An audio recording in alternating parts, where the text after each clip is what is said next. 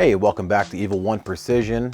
My name's Nick, and in this video we're going to start all over again with the whole reloading process. But before we actually get into that, I need to tell you what's going on so you guys are up to speed. What we got going on is we are reloading 308. In the last video we did some speed tests. Let me tell you a little bit about why we had to do those speed tests on an AR-10 platform. What is going on? Hey guys, it's Nick from the future sitting at the editor wondering what happened. Really quick, I mentioned pretty soon in this video that the previous video was speed testing some 308 rounds. We did do that and I tried capturing it, but apparently I suck as a camera operator.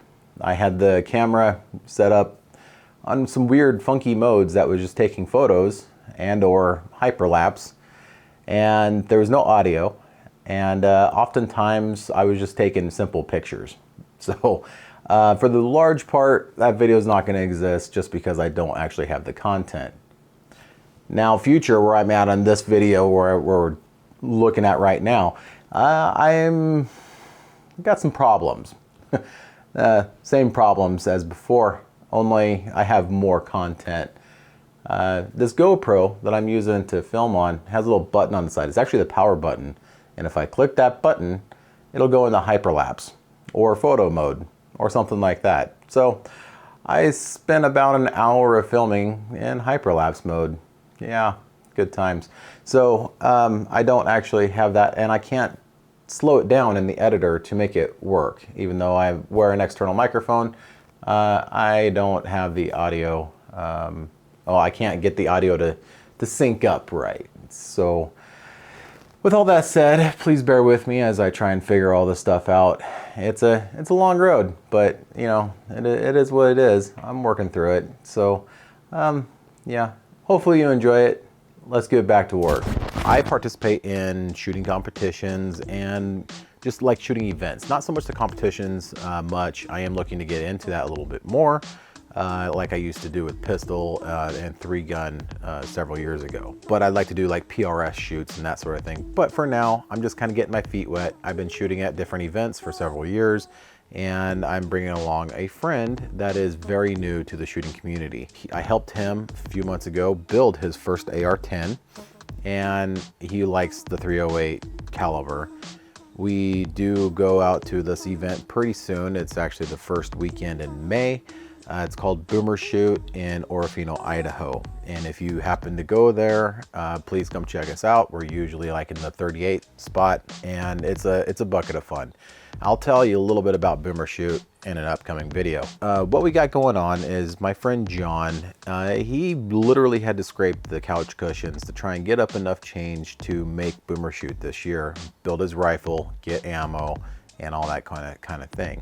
He doesn't have a reloading setup yet, so he asked me if I would make his ammo for him, since he really doesn't know anything about ammo reloading.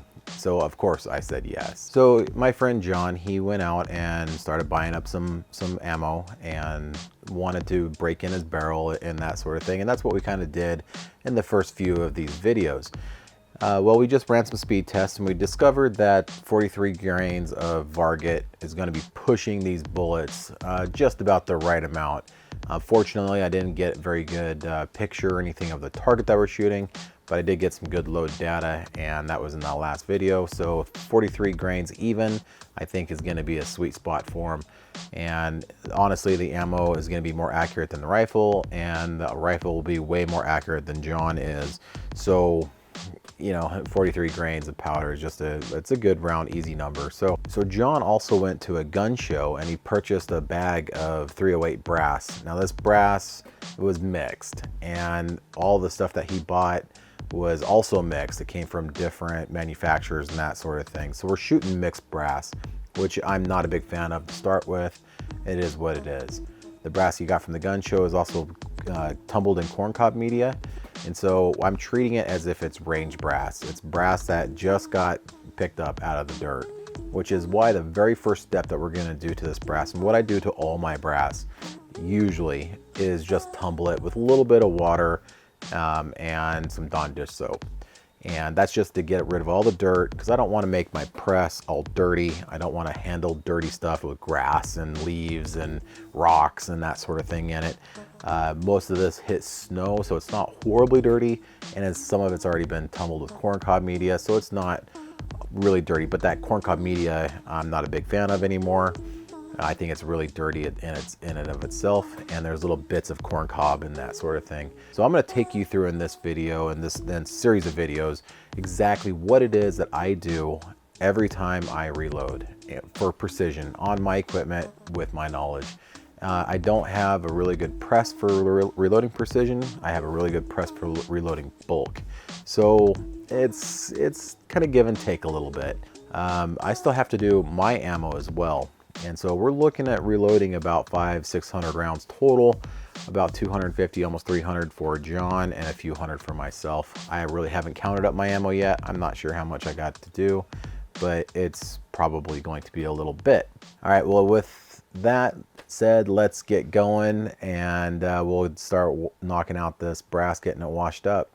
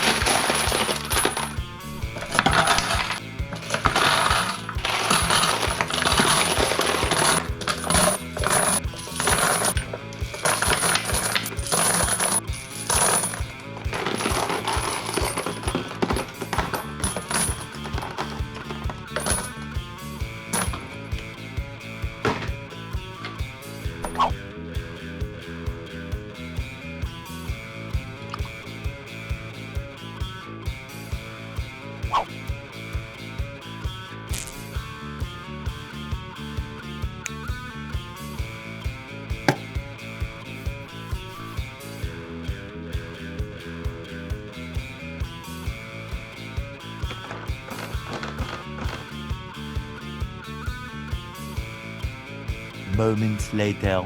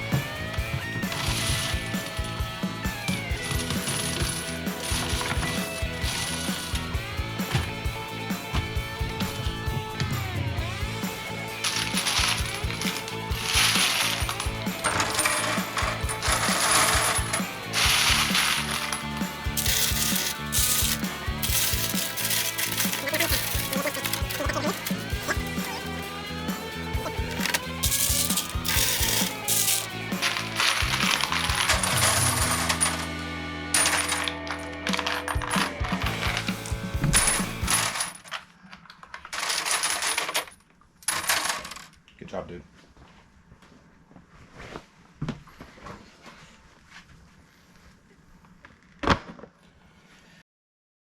So this is the brass after it just got washed with the soap and water. It's all nice and dry. The next thing we need to do is come up here to the annealer and anneal this brass. So I'm going to get you set up here. We'll show you how I set up this annealer, and we'll start rolling with it. So this, before we get going, because this does make a little bit of noise, this is the Annealings. This is the 2.0 version. The 3.0 has the torch body on the other side, and it just holds the bottle that you see back here, propane bottle. I like this version a little bit better. This clamp I made custom. It's just like a turnbuckle with a U-bolt going through there. I got a different torch that comes with it. This is a pencil tip torch to try and focus that heat a little bit better.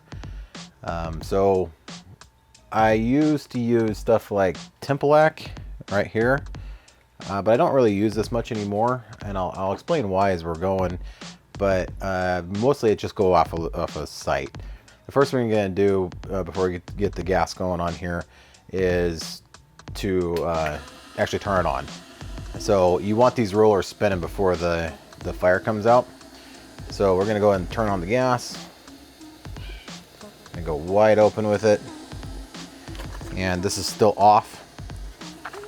So I use matches. You can use a lighter or whatever you want. I just have a box of matches down here. Get it going. Crank on the gas just a little bit.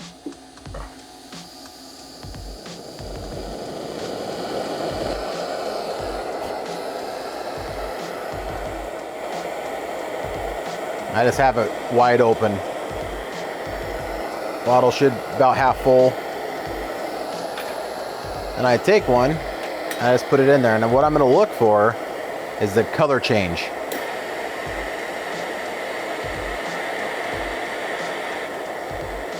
Okay, it needs to go a little slower, I think. Try that. I didn't like the way it was spinning on there. It kind of stopped. My rollers might need cleaning.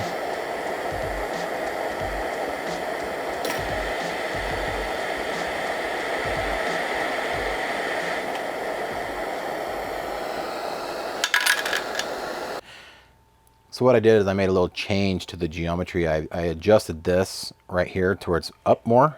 So when the piece of brass is in there like so, it actually rotates a little more than when the weight was more on this part. It was down lower.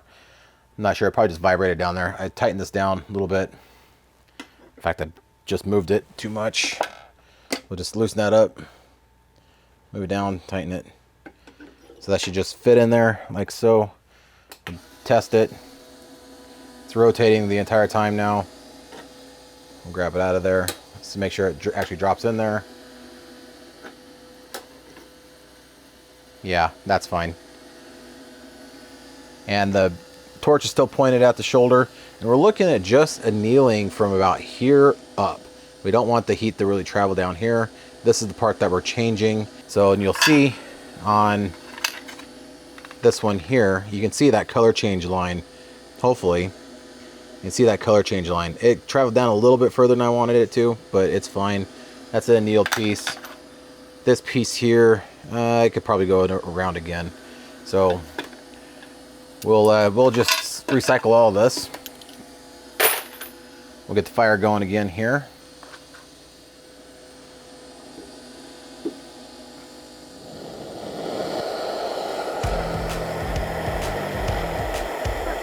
So I'm also looking for that little blue flame there to be right at just touching the shoulder. Let's see if our timing is correct now. We'll watch that drop in. It's spinning. I see it's actually aiming a little bit below. Of course, that one stopped spinning. So we have to adjust our torch up just a little bit. I can just kind of crank that over.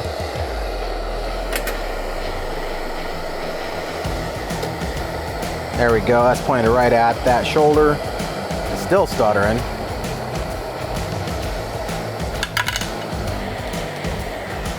Try a little bit of speed.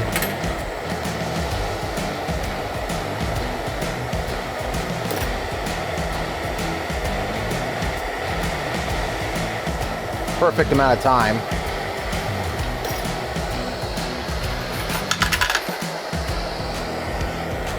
We'll get this going, get it loaded up. All right, that was a little fast. Yeah, it's like right at the, so I'm just looking at a color change in the flame coming off of it. Looks like it might be a little bit fast.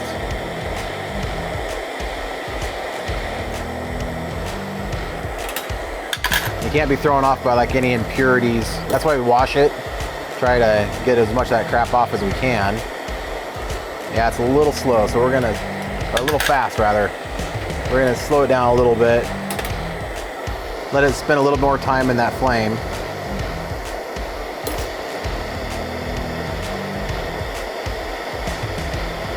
There we go. That's like almost perfect. So what we're looking for is we want to soften the brass, right? And brass, every manufacturer has their own chemistry of metal in their brass. It's an alloy.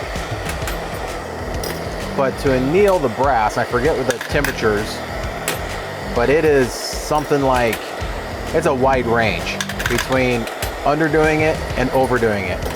And it's really actually hard to over anneal a piece of brass. You have to pretty much turn it red hot to over anneal it. And then all that's gonna happen is it's gonna be too soft to hold any neck tension. So at that point, it's pretty much garbage if you get it red hot. And so if it's not consistent, if it's not spinning in there consistently, one spot will get too hot while the backside isn't hot enough, and you'll get inconsistent neck tension. So a question that gets asked of me a lot is, why do you anneal brass? And the answer to that is longevity of the brass and consistency. For my precision reloads, which these are not precision, these are 308 for an AR-10. For precision, they're all the same make, manufacturer. I try to get the same lot number, but a lot of them are not. That way it's all the same material. And this annealer has annealed thousands and thousands of brass. So you can see little lines where I've had brass just piled up in here. I would like to get the amp annealer, but that's really expensive. So we just stack brass in here like this. So I just sit here and feed this machine, wait for that to get full, and I'll show you what I do with it here coming up in just a second. I'm also looking at some of these too. I don't really sit down and sort brass and inspect brass like I used to do. I don't have that kind of time. What I do is when I'm like annealing or when I'm sizing, I'm looking like, I see this piece here, it's got a little ding in it, but that'll come out during the sizing process. But I'm looking for split necks. I'm looking for, you know, big issues with the brass. That would make me want to reject it. All right, so what I do, is that hot yet? Yeah, it's getting there. So this little container gets hot too. So I got my pliers. I bring them over here. So a lot of people, they swear by the Tempelac thing. So what I'm gonna do, I have some Tempelac here. Shake it up really well. I'm going to show you that it's pretty much right on with the color, just using the color thing. And so the way this stuff works, it's like a paint, like a fingernail polish. You take a piece of brass, you don't want to paint the outside, you want to paint the inside. And the reason why is because this stuff burns, turns black when submitted to direct heat, to direct flame. So you let that dry. It's gotta be completely dry, and I painted all around the inside there. And we're gonna put it into the flame here when it's dry, and you'll see exactly how it's set up now is probably right on. All right, this looks like it's about dry. So what we'll do is we'll put it right there. And that'll drop in that first. Melted. It's a little over, so it's a little bit slow. But like again, you gotta turn it red hot. You gotta burn off some of those other metals in there, I guess, to really affect the temper of the brass. So I think I have it set up just about perfect. I should point that flame a little bit more towards the case mouth, but you just basically don't want it coming down to here. If this gets soft down here, too soft down here, you can have a case head separation, and then you would have problems. But where it's at now, it really isn't hurting anything. That one might get rejected. It's got a big old ding in it. We'll see if it comes out during the sizing process.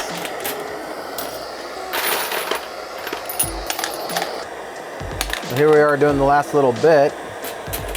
You can see some of that is pink. That's PSD. It's got like a pink band in it, you can see there. Really weird. So while this finishes up, I'm gonna go ahead and close out. Thank you very much for watching this one. In the next episode, we're actually gonna size and decap. And then we're going to tumble them with the stainless steel media. And yeah, we'll call it good from there. We'll get these loaded up as soon as we can so we can make BOOMERSHOOT, and hopefully bring you some footage from BOOMERSHOOT. I think that'd be really awesome. So until then, thank you for watching, and we'll see you on the next one. Bye for now.